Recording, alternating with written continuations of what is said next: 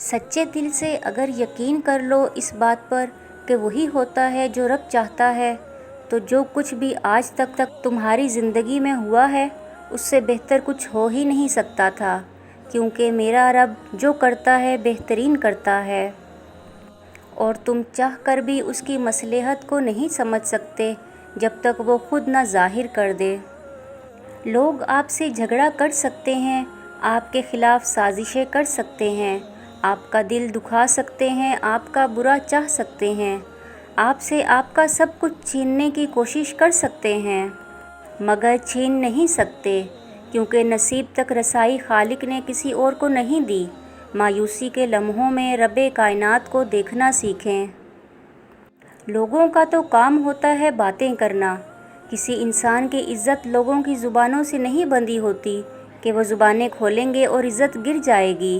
صرف اللہ تعالیٰ کے ہاتھ میں ہے انسان کی عزت، وہ نہ چاہے تو کوئی رسوا نہیں ہو سکتا۔ لوگ نہ تو آپ کا مسئلہ ہیں اور نہ ہی آپ کی دعاؤں کا، کیونکہ اللہ نے آپ کو دینے کے لیے لوگوں کی رائے نہیں مانگنی۔ لوگ کچھ بھی نہیں ہیں، یہ معاملہ صرف آپ کا اور اللہ کا ہے۔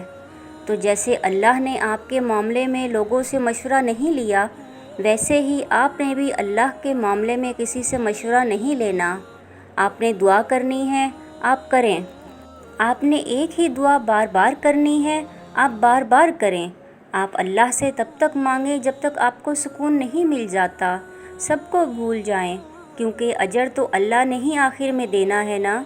تو یہ نہیں سوچنا کہ لوگ جو مانگنے سے روک رہے ہیں اگر وہ نہ ملا تو آپ کو شرمندگی اٹھانی پڑے گی۔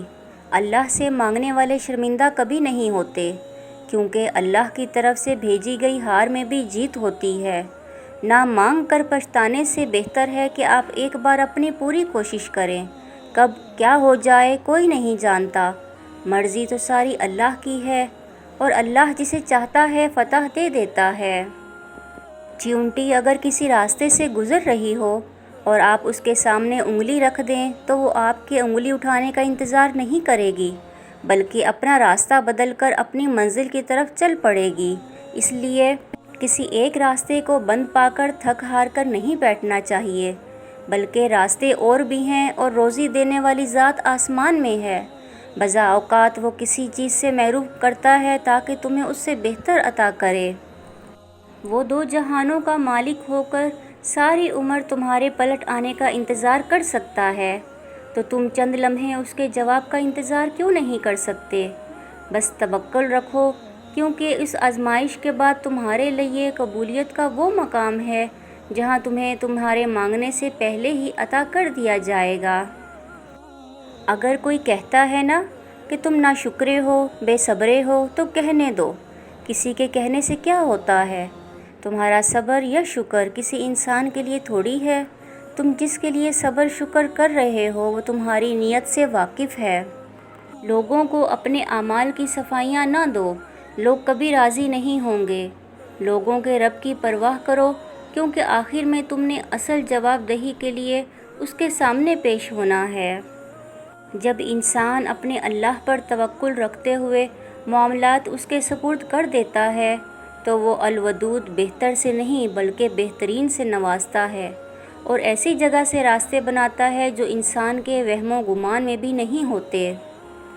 جب رسی سخت ہو جائے تو سمجھ جائیں کہ ٹوٹنے والی ہے، اسی طرح حالات سخت ہو جائیں تو جان لیجئے کہ اب آسانی آنے والی ہے۔ بے شک ہر مشکل کے ساتھ آسانی ہے۔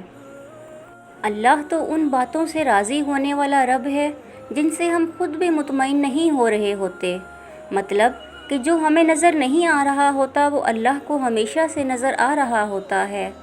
اللہ ہم سے ناراض نہیں ہوتا، بلکہ وہ صرف چاہتا ہے کہ ہم اس کو منائیں، اس کے ساتھ وقت گزاریں۔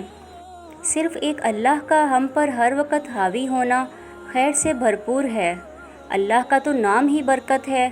ہمیں جو دوست پیارے لگتے ہیں ان کے نام ہم کتنے پیار سے لیتے ہیں، تو کیا اللہ دوست نہیں ہمارا ہے؟ تو اس کو اس کے پیارے ناموں سے پکارو، اور ان میں سے سب سے پیارا نام تو اللہ ہے، ہمارا سب کا پیارا اللہ۔ جس کو تم پریشانی سمجھ رہے ہو سکتا ہے کسی اچھے وقت کا آغاز ہو، جب حضرت یوسف علیہ السلام کنویں میں گرائے گئے تو انہیں معلوم نہیں تھا کہ یہ نئے سفر کا آغاز ہے، پیغمبری کا سفر، بادشاہت کا سفر۔ جہاں ایک دور ختم ہوتا ہے وہیں سے دوسرے دور کا آغاز ہوتا ہے۔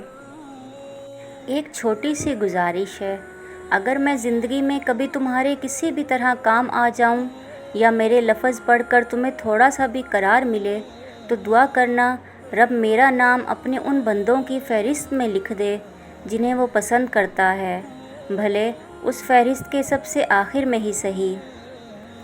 میری ٹوٹی پھوٹی عبادتوں کو ایسے قبول کر یا رب کہ سجدے میں جھکوں تو مجھ سے جڑے سب رشتوں کی زندگی سنور جائے۔ Thank you.